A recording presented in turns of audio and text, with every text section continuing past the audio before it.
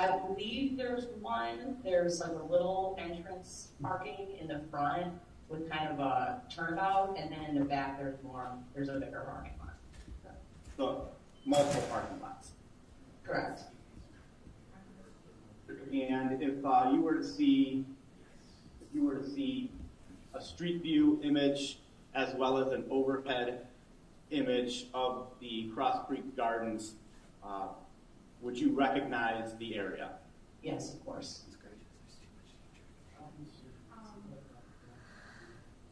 Everyone needs to go back farther. We have family here, and they get first priority in front rows. So the cameras can stay, but we're going to need to go farther back. Thank you.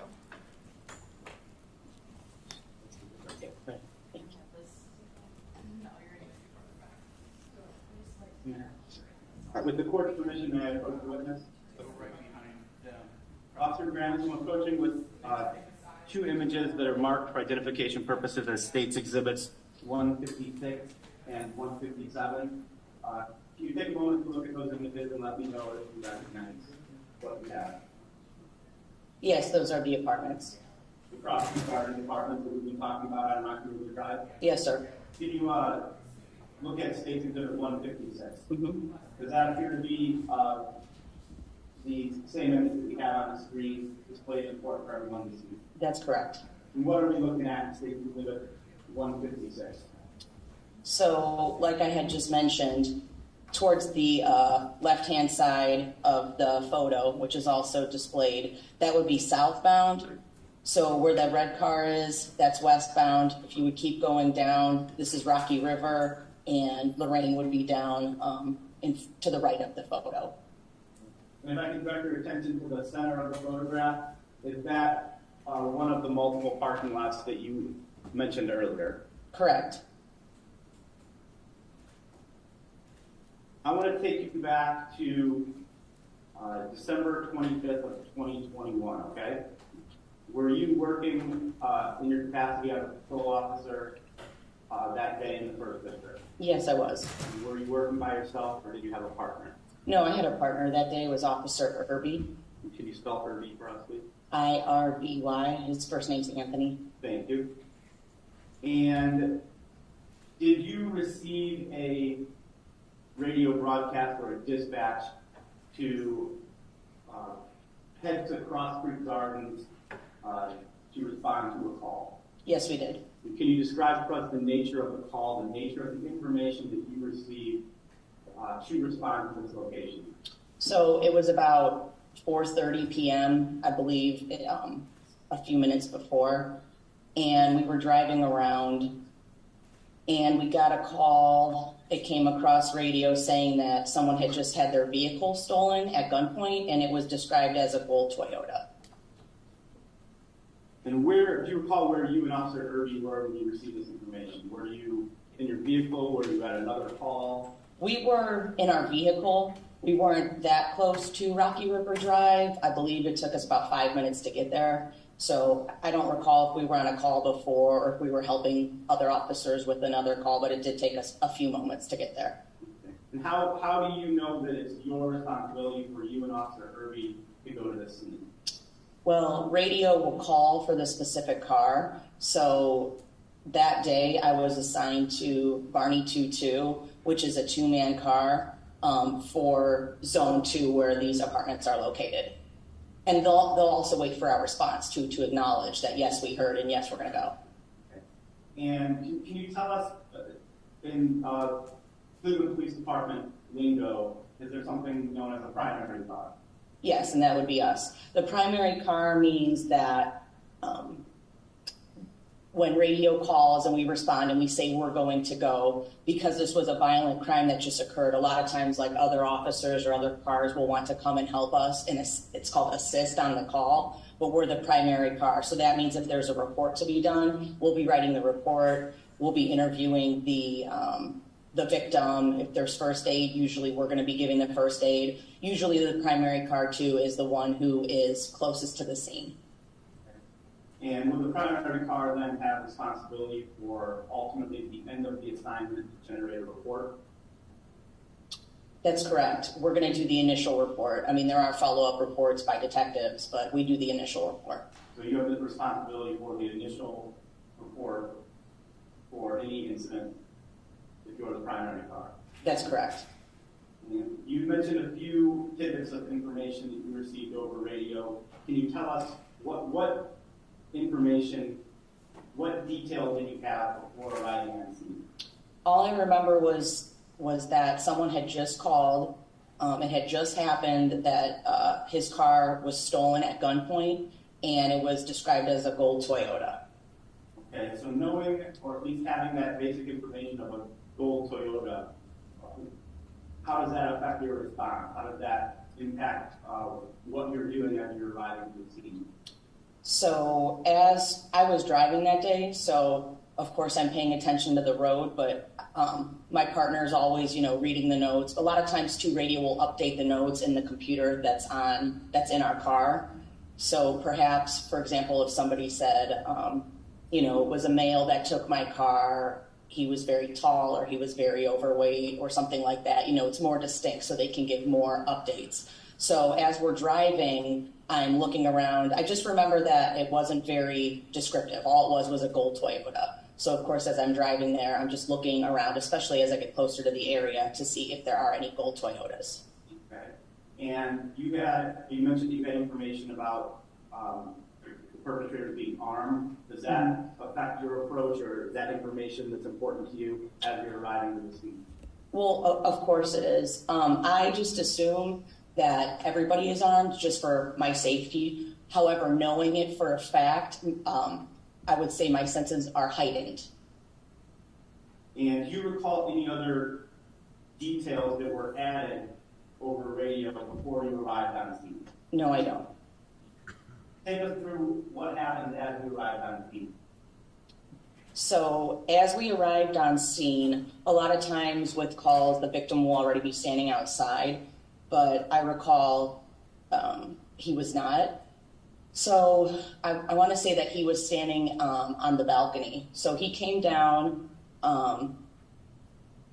Officer Irby, who's no longer with the department, he was doing the interviewing. So he was just asking him, I believe he... Objection to he was asking him? Yes. Overruled. So you started to say he was asking him. You can continue your answer. Officer Irby was asking the victim for a license plate, because the more information that we get in the quicker amount of time, we can put it over the radio. And like I said, looking for a gold Toyota, maybe other officers who are driving around can now identify a gold Toyota more quickly. You mentioned earlier that before arrival you had sort of a generic description of a vehicle. Would it be fair to say that you want to provide more specifics about that vehicle so that potentially other officers that are assisting could have more information? Is that a fair summary? That's correct, sir. And did Officer Irby attempt to obtain more specific information from the caller? Yes, sir. Do you recall the caller's name?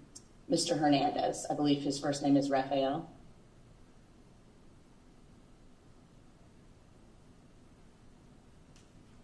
What other types of information would you and or Officer Irby be looking for from Mr. Hernandez when you first encounter him at the scene?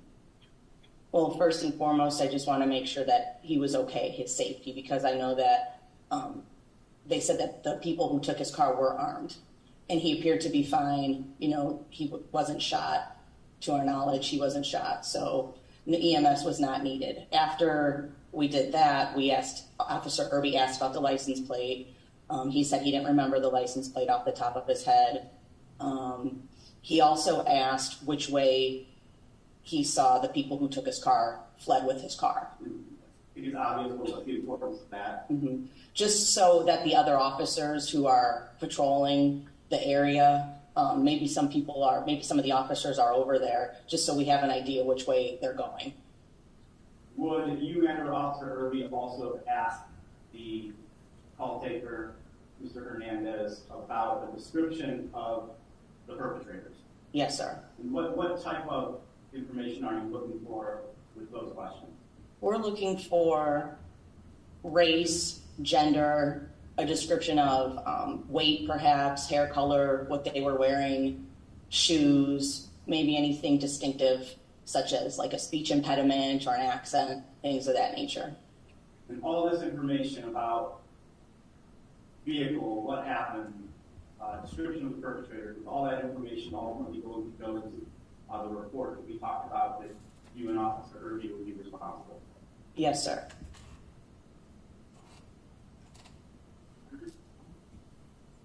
Take us, when you respond to pretty much any call, any encounter with a citizen, do you have responsibilities with respect to wearable camera system or what most people refer to as body cameras? Yes, we do. And take us through how a Cleveland Police Patrol officer will put themselves and then use their body cameras in the course of an assignment. Okay. So at the beginning of our shift, we have to do an inspection of our vehicle with our body camera. So if there were any problems with the body camera, we would know in the beginning of our shift if the camera's working or not. Ours were both working. So anytime you respond to a call, you have to, I wear my body camera up here. There's a big circle and you just double tap it. And as you're answering that question, you're sort of pointing to your left side of your chest. Correct. So you just double tap your camera to turn the camera on. It's always in a buffering mode, and then as soon as you double tap the camera, it will turn it on. Once we're done with the call, you just hold it down for a few seconds, and you'll hear a beep, and it'll go off. And were you equipped? Did you properly activate your body camera, and did your body camera capture your encounter with Mr. Hernandez at the Cross Creek Garden Department that day? Yes, sir. I want to talk about surveillance cameras at Cross Creek Garden. That's something that you and Officer Irby were interested in as part of your involvement in this case. Yes, sir, very much so. And what can you tell us about that and what you were able to do, if anything, on your initial response? Okay. If you look at the photo where the red car is, and then you would just take it down the sidewalk that's in front of the car. So basically, right in the right-hand side of the photo, you can't see over to the side. That's the front door to go in. And there's a leasing office right there. So I remember looking up and seeing a camera right there. I assumed there would be one there, and there was. And we said, we should go into the leasing office and ask the manager if she can review the photography or review the video that just happened. This all just happened within the last few minutes. And so we walked inside. There's a set of double glass doors. As soon as you go past that on the right, there's a leasing office. And I remember there was a sign up saying that it was closed till Monday because of the holiday, because it was Christmas Day. So were you and Officer Irby yourselves able to review any surveillance video about what happened at the Cross Creek Gardens that afternoon? No, we were not. Earlier, I'd asked you a few questions about, asked you a couple questions about the location and the general area of the Cross Creek Gardens. I'm going to direct your attention now to State Exhibit 157. And is that now the same exhibit that we have here in open court on the big screen? Yes, it is. And tell us what we're looking at here and kind of give us some orientation from this overhead view. Okay. So right now this is just an aerial view of the other photo. So again, you guys see Rocky River. And am I properly pointing to Rocky River Drive? Correct, sir. Here? Yes, sir. And fair to say that north is the top and south is to the bottom? Yes, correct. West to the left, east to the right? Yes, sir. Okay. So the area where I was explaining where the leasing office was, for example, if you see the Google locator where it says Cross Creek Apartments and just kind of follow it to the right there, correct, right there where the two sidewalks meet, the corner, that's the front door. Yes. And is that where you and Officer Irby entered in your effort to see if you could review surveillance video? Yes, sir. And so this center of the photograph here of State Exhibit 157 that I'm indicating, is that the parking lot that we see on State Exhibit 156 and the parking lot where, to your understanding, the robbery occurred that day? Yes, sir. You mentioned earlier that Cross Creek Gardens had multiple parking lots. Does State Exhibit 157 depict multiple parking lots? Yes, sir. There's one in the back. And to what cardinal direction would we be going to the parking lot you're indicating? To the west. And would it be fair to say that would be then on the left side of State Exhibit 157 here, is what you're referring to? Yes, sir. On Christmas Day, 12/25/2021, to your understanding, did anything of importance happen in this west parking lot? No, sir, not to my understanding.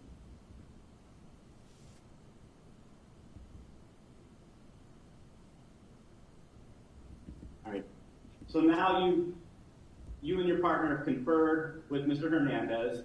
You've attempted to obtain cameras, but learned the office wasn't going to be open until Monday. What, if anything else, do you and Officer Irby do while you're on scene? Let me be more specific. Yes, sir. You've mentioned that you wanted to get more detail about the vehicle from Mr. Hernandez. Are there any forms or anything that you as a Cleveland police officer have to do with respect to a stolen vehicle? Yes, sir. Officer Irby requested Mr. Hernandez fill out a form. It's called an unauthorized vehicle use form. So he filled that out. Basically what the form says is, yes, my car was stolen. I did not give whoever stole my car permission to take it. Okay. And does the Cleveland Police Department have the ability to enter stolen vehicle information in some form of a database so that other officers, other police departments will be able to learn that there's a old Toyota with a certain license plate that's stolen? Yes, sir. Can you describe that a little bit more eloquently than I just have? No problem. So after we got all the information from Mr. Hernandez and he filled out the appropriate form, he called into radio, Officer Irby called into radio and made a report, and it comes out later, radio will broadcast it, and it's called a stolen vehicle report. So not only does it go over the air, the dispatcher will say what kind of car it is, the license plate, the color, how it was taken, was it taken at gunpoint or not, and then also they write it up for another report so that everybody can see.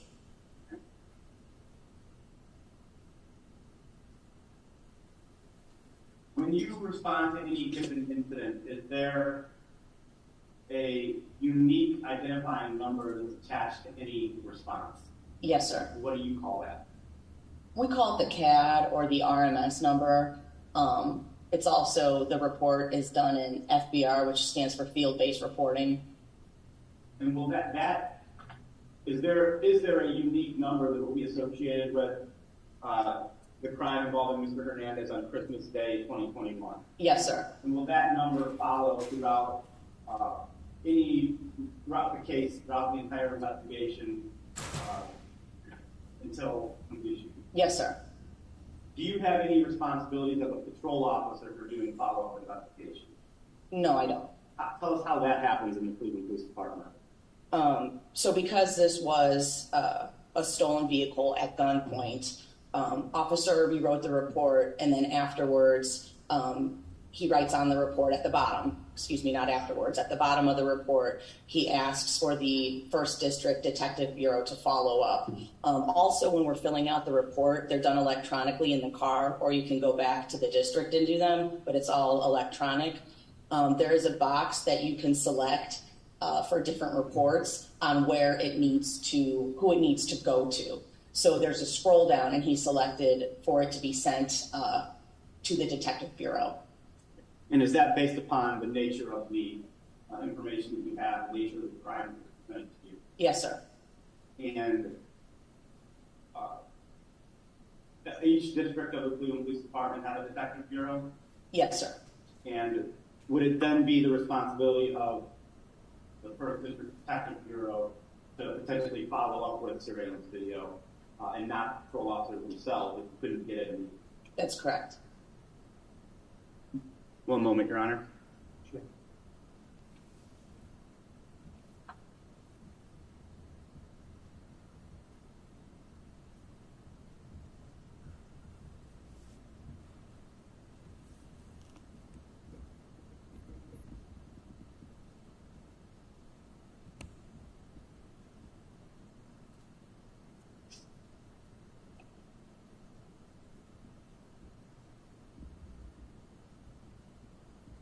Thank you, Your Honor. Nothing further at this time. Thank you, Mr. Rogalski. Is there any cross-exam of this witness, Mr. Becker? Thank you, Your Honor. You're welcome. Do you want the podium? Yeah. Okay. It's hard to move. So it's okay. Good morning, Patrolman Gramis. Is that correct? Yes, sir. Good morning, sir. And Patrolman Gramis, your partner at that time was Patrolman Anthony Irby, Correct, sir. and you guys worked a one-man car, correct? A two-man car. Two-man car. That's two people in one car. And oftentimes in the Cleveland Police Department, there's a number of one-man cars that are out on the road during any given day. Is that correct? That's correct. And Officer Irby, he has left the Cleveland Police Department? Correct. Did he go to another police department, if you know? I believe so.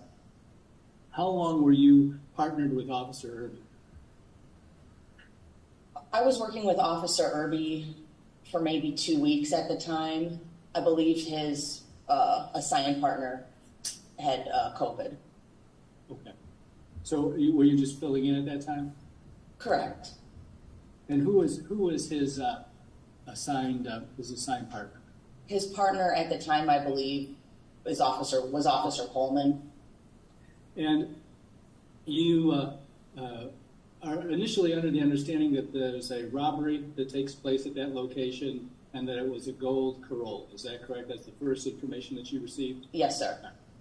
And then you arrived on scene and you interviewed Mr. Rafael Hernandez, correct? Officer Irby was basically interviewing him, but yes, we did. And as you indicated that you are the primary car? Correct. All right. And so other people will come and assist, but you're the person's responsible for writing the report? Yes, sir. And for interviewing the witnesses? Correct, sir. And you did that and you interviewed Rafael Hernandez that day, correct? Mm-hmm.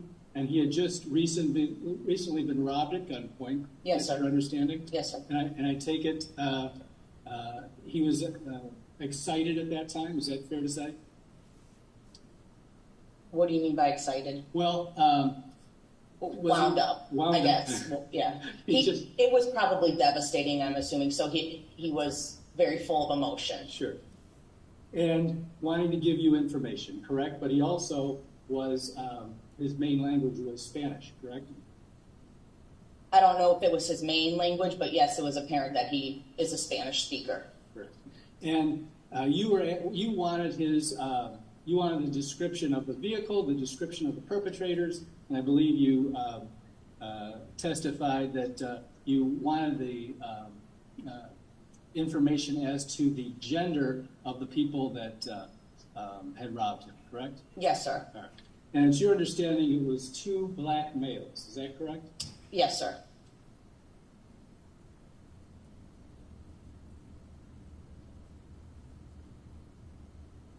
And it's your understanding they were approximately 5'7" to 5'8", Yes, correct? sir.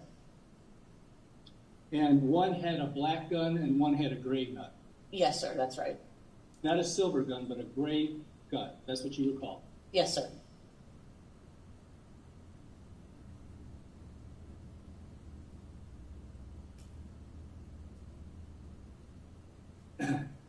After the initial interview with Rafael Hernandez, what did you then do? So we put it out over the radio, more of the description, also which way that the vehicle took off. Officer Irby did the report, and then we did what's called touring, which kind of just means we're driving around the area just like looking for that vehicle.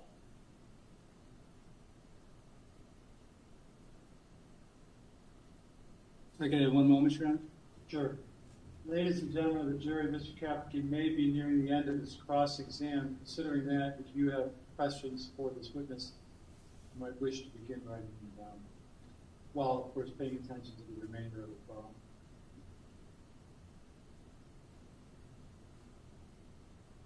Thank you, Your Honor. I have no further questions. Thank you, Mr. Kapke. Does any member of the jury have a question for this witness? If so, just raise your hand. I'll wait until you write it down. And anybody who writes down a question, if you could pass it down ultimately to juror 1, and I'll have third at the end of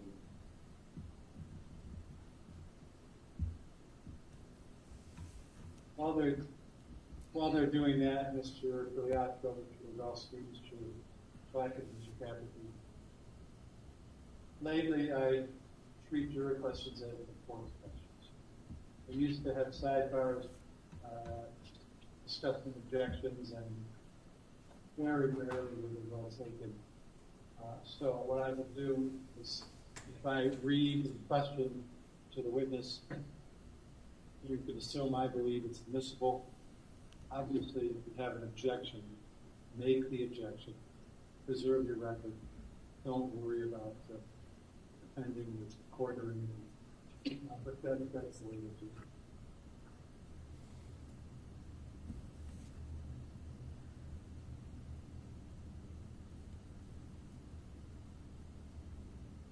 So, ma'am, obviously, I'm asking you these questions, but they do come from the jurors, so you may wish to address the jurors with your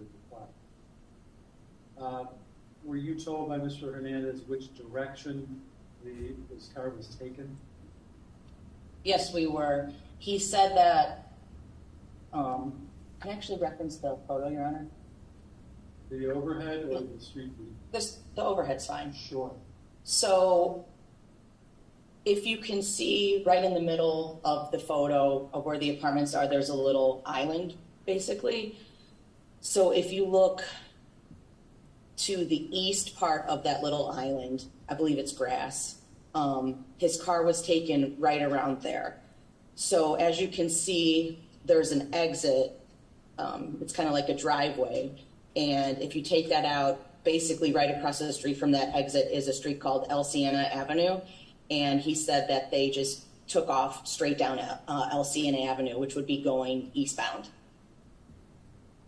Thank you for that. And second, did Mr. Hernandez describe the type of clothing that one or both of the alleged perpetrators were wearing? I don't believe so. I don't recall. Thank you for answering the jury's questions. Mr. Robelski, do you have any redirect based upon what you've heard since you last reported? Yes, Your Honor. Thank you. Officer Gramis, Attorney Kapke had some questions about the description that Mr. Hernandez provided, and one of the jurors had a question about clothing. And I think you mentioned that he didn't really provide a description of clothing to your recollection. Is that correct? Correct, sir. And you mentioned earlier that you yourself did not see video, correct? Correct. Presumably, are you aware that there is surveillance video in this case? I assume there would be, since there was a video camera.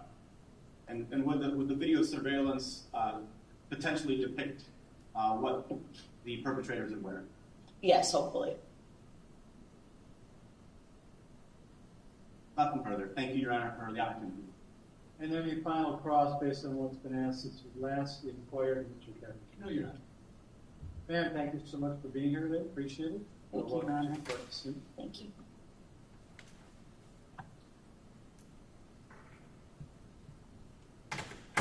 Does the state of Ohio, Mr. Rogalski, Mr. Cuyahoga, have another witness?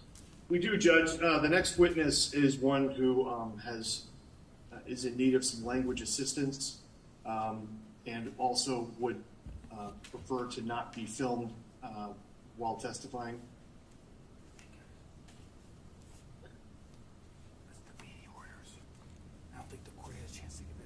Members of the electronic media who may be present on the 12th floor, kindly abide by the order that was journalized this morning, which does allow witnesses to decline to be photographed or filmed. And of course, the same goes for the jurors as well.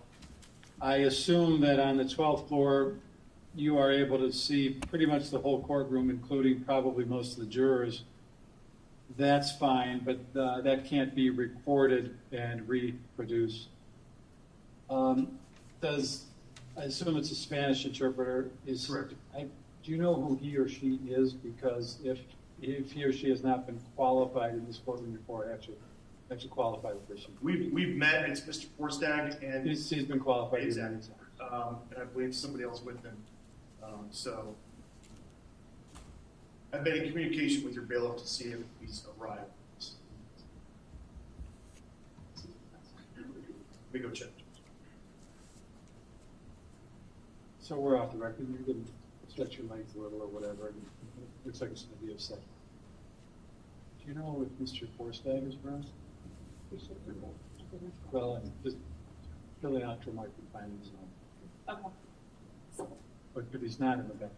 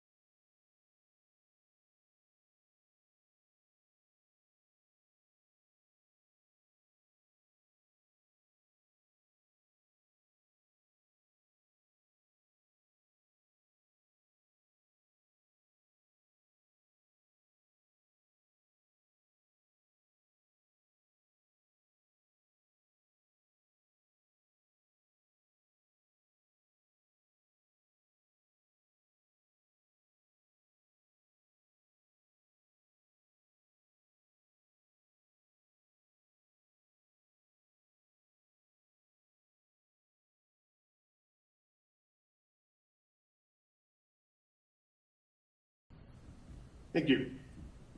All right. Sir, would you please state your name and spell it for the record?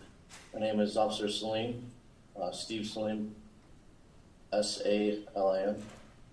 And please tell the jury where you work and what you do. I work in the 1st District as a patrol officer, afternoon shift. And for which department? Cleveland Police. What's your badge number? 11/16. Okay.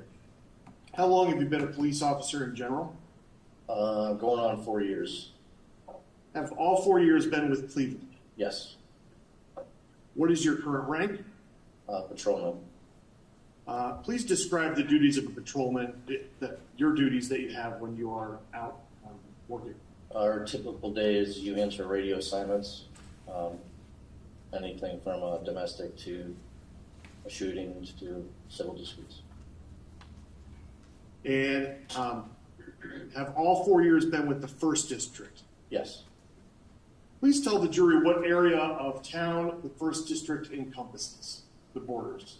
It goes from 85th in Detroit to all the way up to Lorraine and Rocky River area to Brook Park and Rocky River, 117th and Clifton.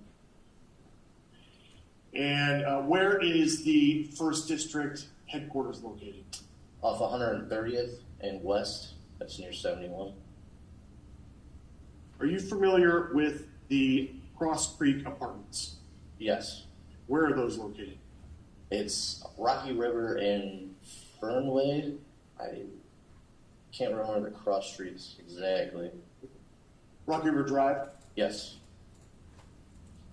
And the Cross Creek Apartments, are those in the city of Cleveland, Yes. Cuyahoga County, Yes. state of Ohio? Yes. Thank you.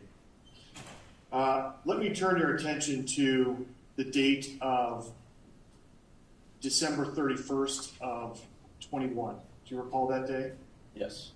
Were you working that day? Yes. What shift were you on? Afternoon shift, And what hours do afternoon shift encompass? 2 p.m. to midnight. Did you receive any calls that day directing you to the Cross Creek Apartments? Yes. Please describe that for us. We received a call from EMS stating that there was a male shot.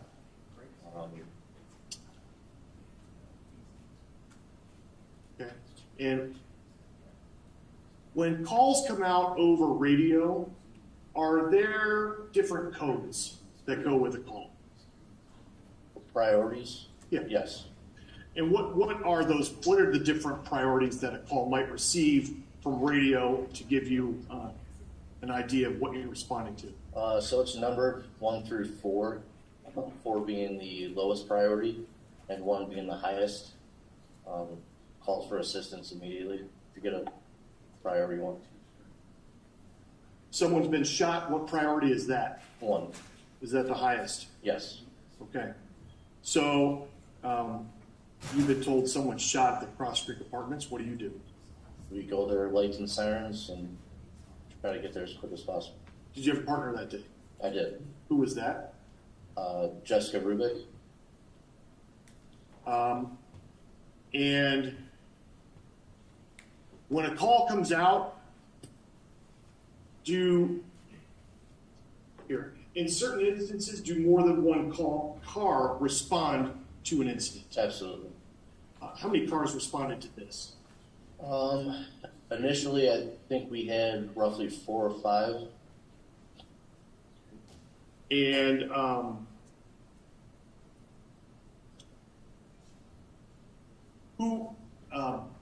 what does it mean to be the primary one?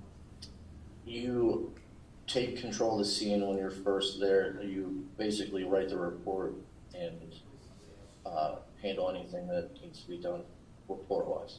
Okay. And who was the primary car in this case? I was. So what was your job at this scene?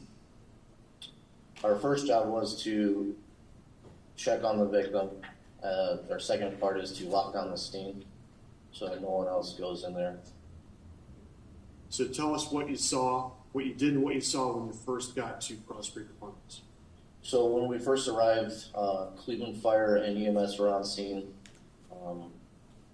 They had Officer Bartek in the back, about to leave to convey him to Fairview Hospital.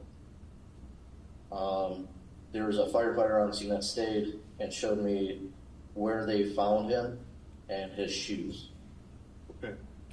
So let me stop you there for a moment. You mentioned this person as being Officer Bartek. Yes. At that time, at that moment, did you know who the identity of the person who was shot? I did not. Did fire and EMS know the identity of who was shot? No. So at this point, did you see Officer Bartek yourself on the ground? No. Tell us, did you see him at all? I did not. Okay. Where was he when you arrived? When I arrived, he was in the back of EMS. All right. So they're already working on it. Yes. Okay.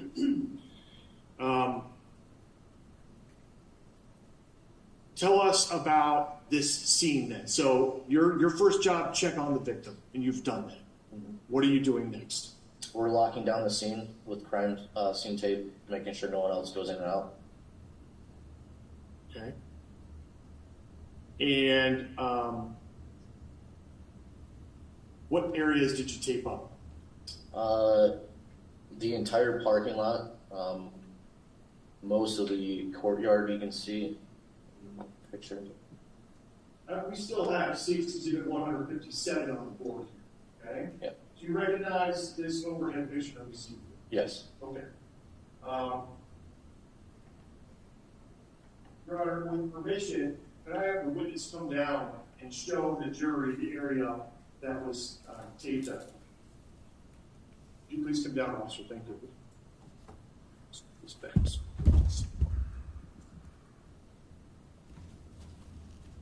Now I want you to stand right here and speak very loudly so we're in the jurors. Okay, so we initially tape out this entrance right here. We block this street off here, and back here there's another side street. We tape this area off, and then all back here. Okay. So, are you, for the record, are you relaying information about the parking lot to the extreme left-hand side of this photograph? Yes. All right. Is this the parking lot where the incident occurred? Yes. And so you're taping off, just point again to those areas. Here, and then this, and all around the back. This wasn't fenced in, so it didn't. All right. Thank you very much. You take your seat now.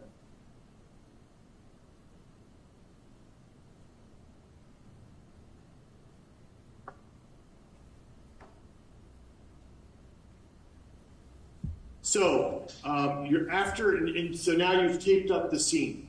What are you doing next? We're trying to find the property manager because we noticed that there's cameras around. So when we did find her, she showed us where the cameras and the footage.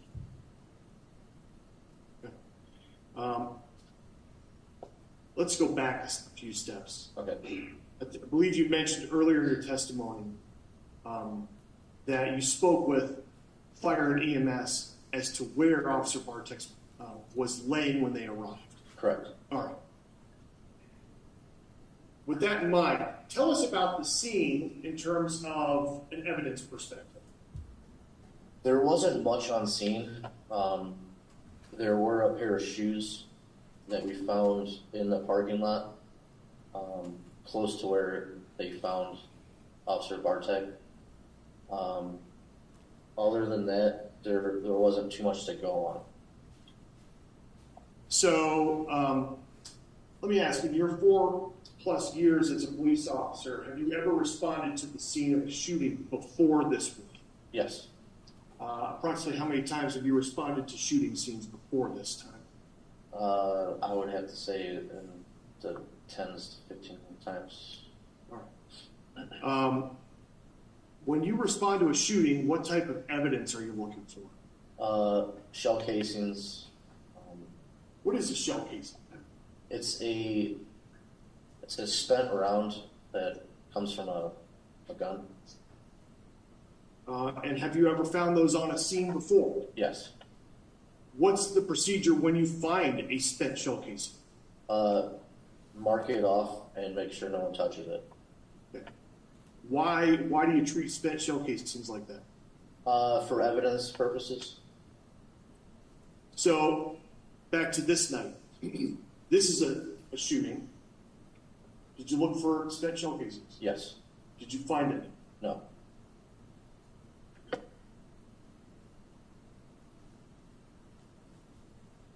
As a police officer, when you respond to a scene of a shooting and you don't find spent shell casings in your training and experience, what are you thinking? Revolver. Overruled. Go ahead. Revolver. Why are you thinking revolver? When you shoot a revolver, it doesn't eject a casing from it. All right. Thank you. So, you've seen the shoes. Yes. You've seen the location.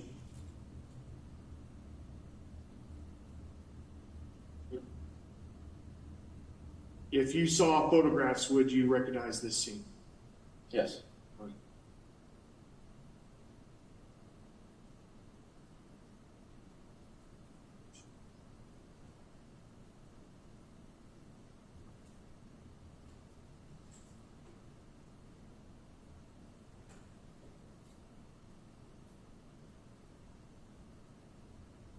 There are United States Exhibits 2 through 49.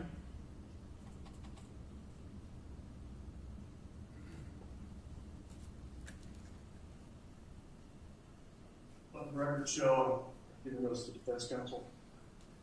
Noted.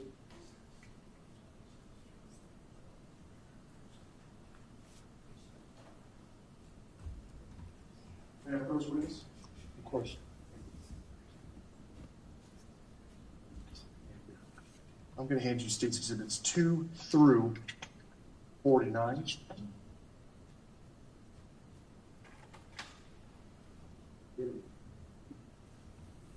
Please flip through those and let me know when you've been able to take a look at all of them to your satisfaction.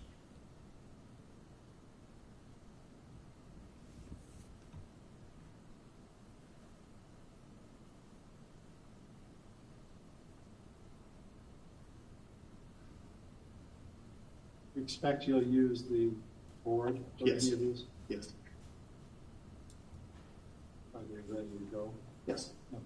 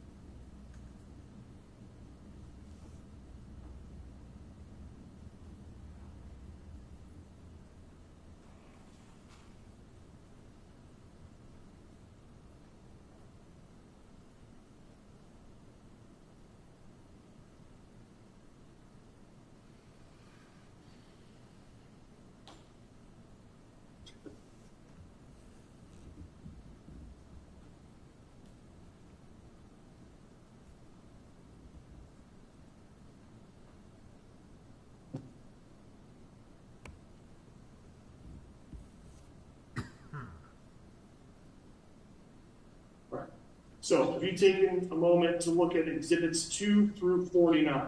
Yes. Do you recognize them generally speaking? Yes. What are they photographs of? The crime scene? All right.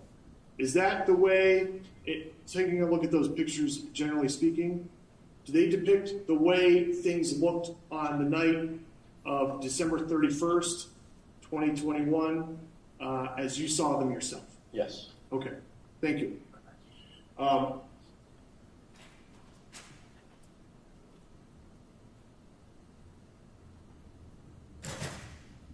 States Exhibit 3. Tell us what we see here. It's the front of the building. Okay. What building are you talking about?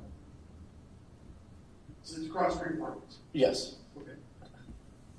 What am I pointing to here? It's the taped off area for the crimes. Who taped that off? I did.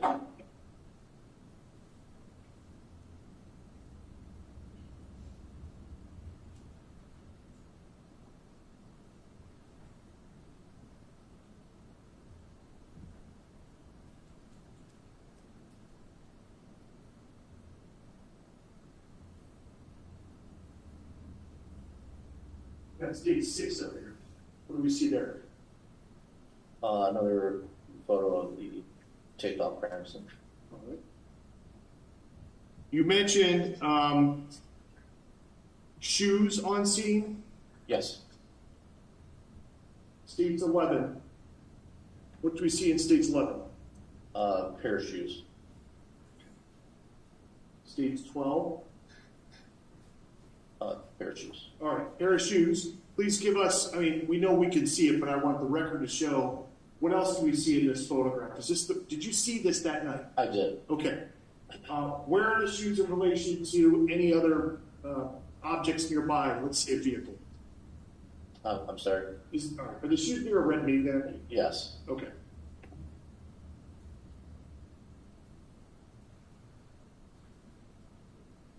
States 14. Are those the same shoes? Correct.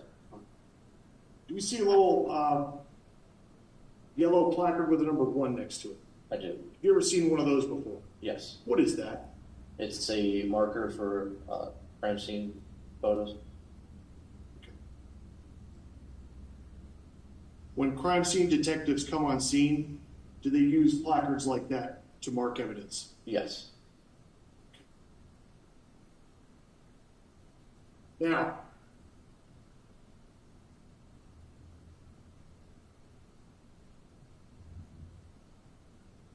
I'd like to go back and now talk about, after looking at this scene and speaking with fire, what'd you do next? After I spoke with fire, we found the property manager. And what happened next? She showed us that, or she told us that she had. Based on hearsay, Yes, sir. as I understand the question, it's aimed at establishing why the police did what they did next. That's my instinct here. Of course, I have no idea what's about to be said, but I'm quite confident this is unobjectionable, so the objection's overruled. In other words, you may answer your question. Go ahead. She told us that she had video footage, or surveillance cameras around the building. Okay. And did you request her assistance in viewing those videos? Yes. Did you view the videos yourself? I did briefly. Okay.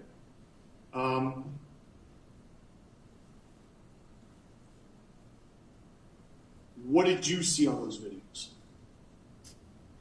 I don't want to know what anyone else said at the moment. What did you see from what your vantage point? Yes.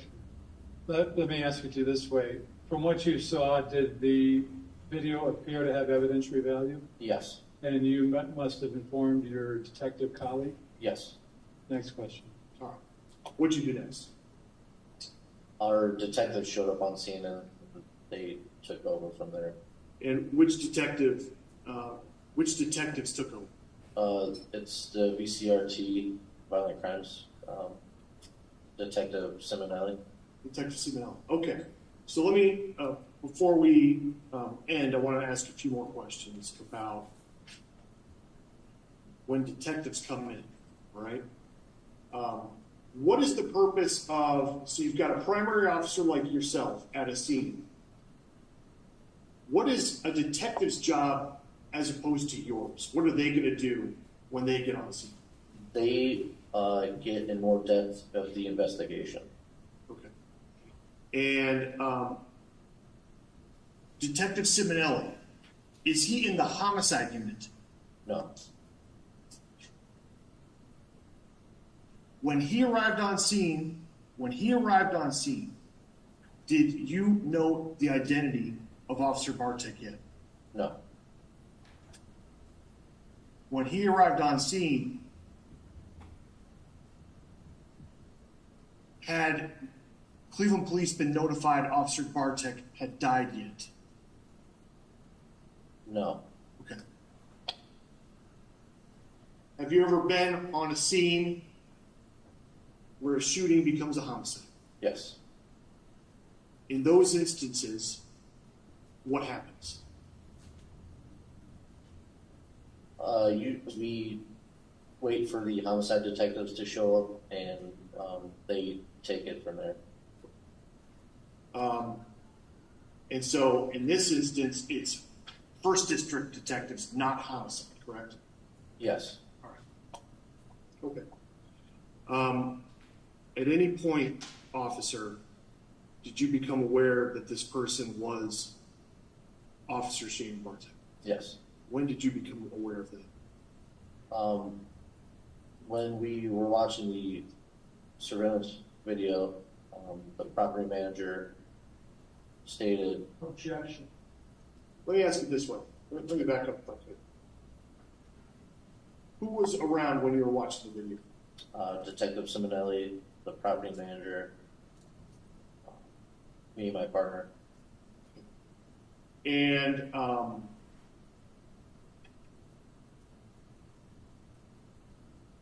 before we get to something that the property manager said, I'd like to tell you the manner in which she said it. Okay? Without getting into what she said, how did she say this? How did she say that? Yeah. She said it in a questionable way. What do you mean? This is what I heard. I think that's Shane. Objection. Before I rule on that objection, do you know, or if you didn't know for sure, was it your impression that the property manager was watching it for the first time when she was displaying it to you? Yes. Okay. That objection is overruled. Next question. Thank you. All right.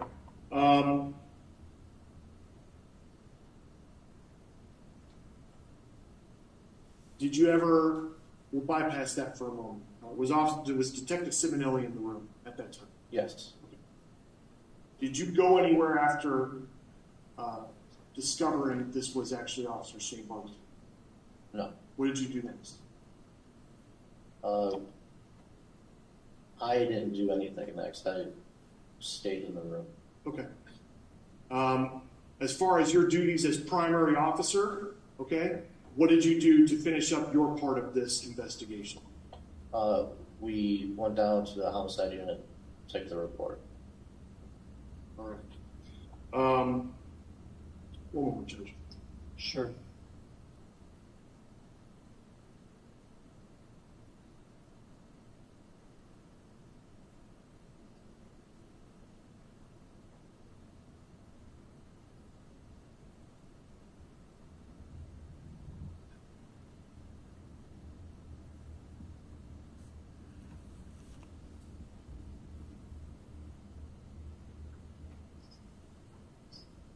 So, just a few follow-up questions here. Who arrived on this scene first? Police, fire, or EMS? I believe it was fire and EMS. Okay. How is that, if someone makes a 911 call, how is it that EMS might get there before police? Usually they receive the calls first for medical emergencies, and then a lot of times they call us. Okay, all right. So, is that what happened in this, Yes. this case?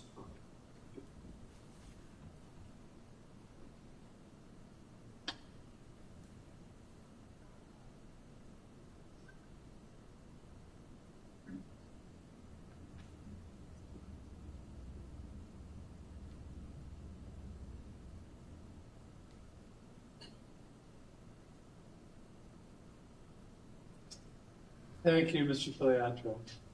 Ready to cross-examine Mr. Schleich? Thank you, Your Honor. Morning, officer. Good morning. My name is Jay Schlackett. We never had the pleasure of meeting. I'm one of the lawyers that represents this young lady. I got a few questions for you so I understand it. So you call 911, right, when there's an incident? Or someone calls 911, right? Correct.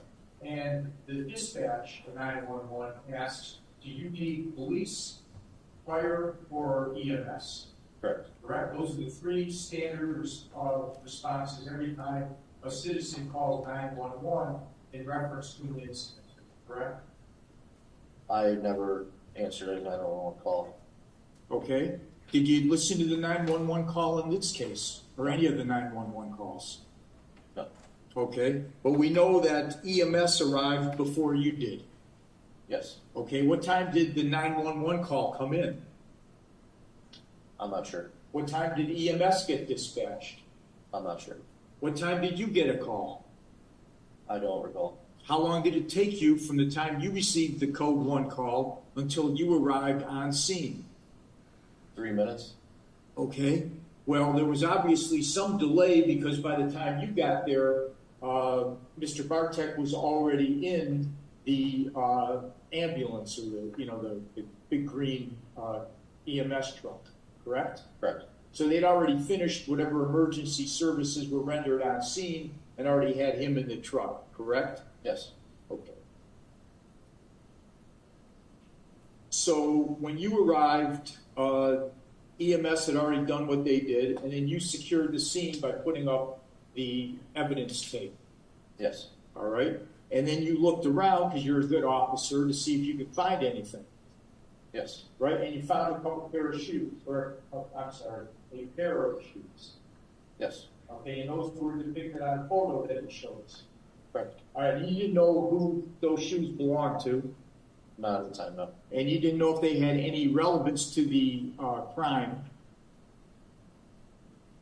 No. okay? And you did not find any spent shell casings. Correct. Okay, so help me through this because you're a My heart is warm. semi-automatic handgun will eject a shell casing. Am I correct, yes or no?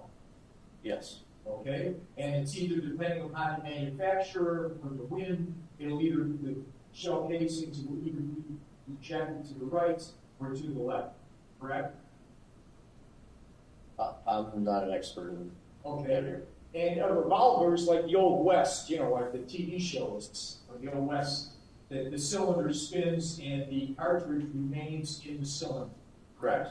Correct. So Mr. Filiatro said to you, well, you didn't find any shell casing, so what do you think? And you told us, well, then it must have been a revolver, right? Yes. Okay, so I shoot the semi-automatic and the shell case gets ejected, right? Yes.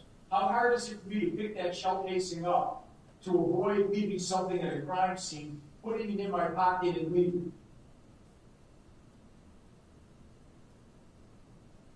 How hard is that, officer? I don't know. How long does that take? Objection. Overruled. I'm not sure. Right, so you can't tell these ladies and gentlemen of the jury that in fact the lack of finding a shell casing means the perpetrator used a revolver, because it's easy to just remove a shell casing from the scene, isn't it? Yes or no?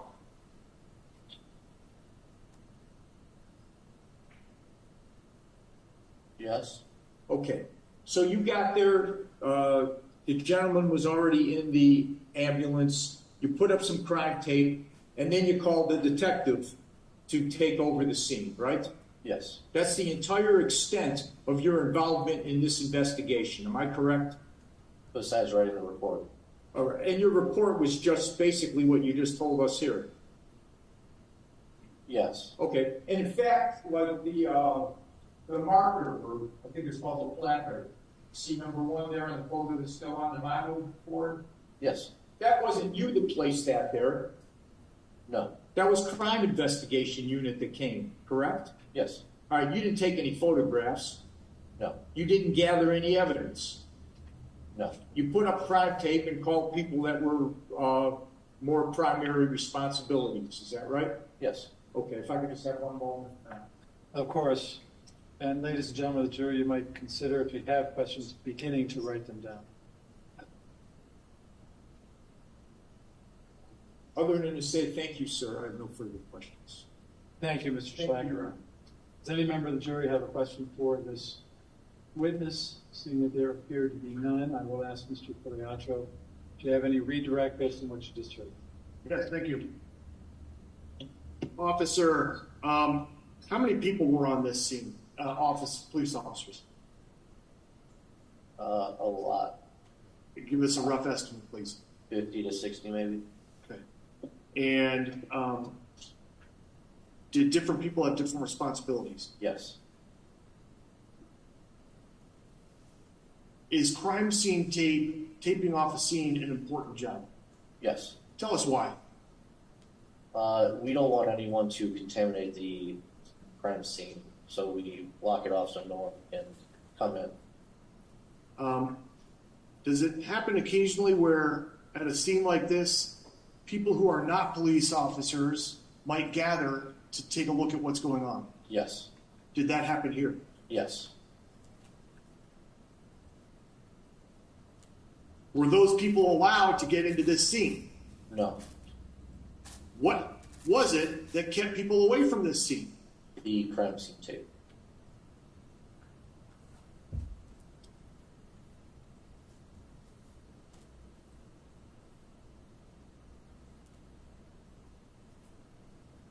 Mr. Slackett asked you about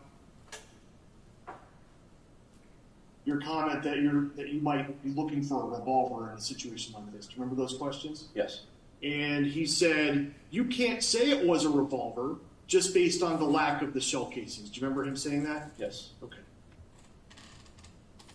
Do you think that whoever the shooter was might be able to say whether it was a revolver?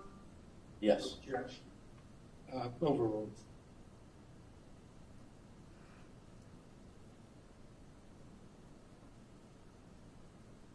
Mr. Slackett asked you questions about picking up the casings on a scene, and wouldn't it be perhaps easy for someone who fired a semi-automatic to just pick up the casings and leave? Do you remember those questions? yes, All right. There's video of this incident, correct? yes. All right. If that actually happened, might we see it on the video?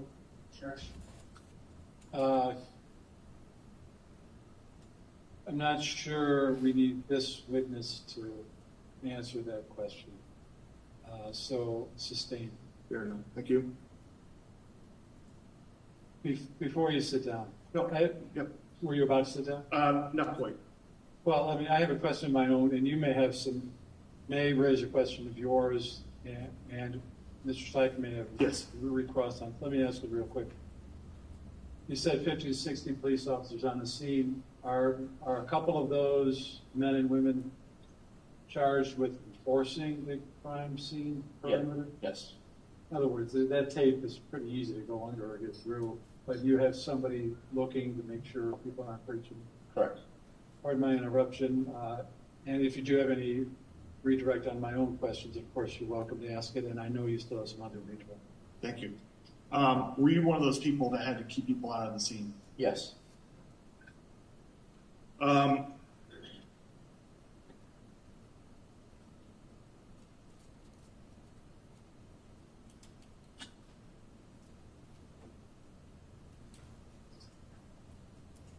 Last few questions. The shoes we see here states to the 14. When you were on this scene, did you have any idea when you first saw these shoes whether they were relevant or not? I did not know.